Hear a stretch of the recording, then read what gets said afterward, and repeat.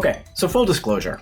I don't love the NFL, and my 10-year-old son is more into Ed Sheeran than Taylor Swift, so she hasn't yet flooded our household.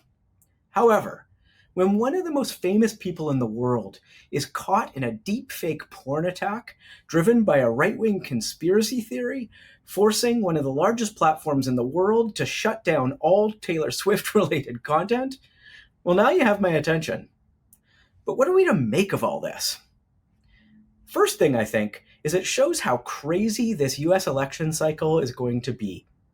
The combination of new AI capabilities, unregulated platforms, a flood of opaque super PAC money, and a candidate who's perfectly willing to fuel conspiracy theories means the information ecosystem this year is going to be a mess. Second, however, I think we're starting to see some of the policy levers that could be pulled to address this problem.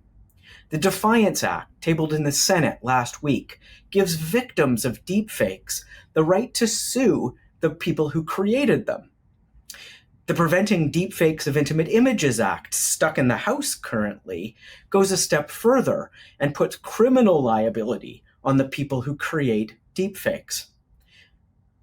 Third, though, I think this shows how we need to regulate platforms, not just the AI that creates the deepfakes. Because the main problem with this content is not the ability to create them. We've had that for a long time. It's the ability to disseminate them broadly to a large number of people.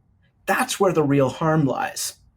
For example, one of these Taylor Swift videos was viewed 45 million times and stayed up for 17 hours before it was removed by Twitter.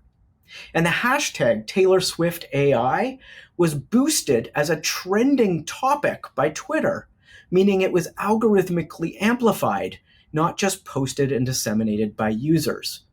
So what I think we might start seeing here is a slightly more nuanced conversation about the liability protection that we give to platforms.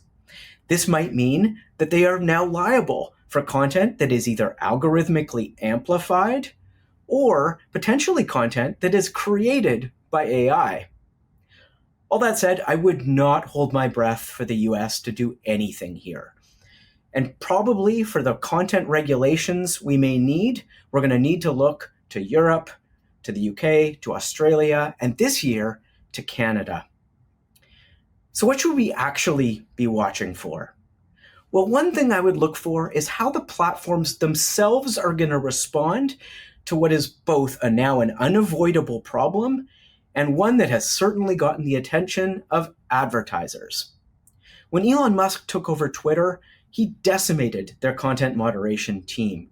But Twitter's now announced that they're going to start rehiring one. And you better believe they're doing this not because of the threat of the US Senate, but because of the threats of their biggest advertisers. Advertisers do not want their content beside politically motivated deepfake pornography of incredibly popular people.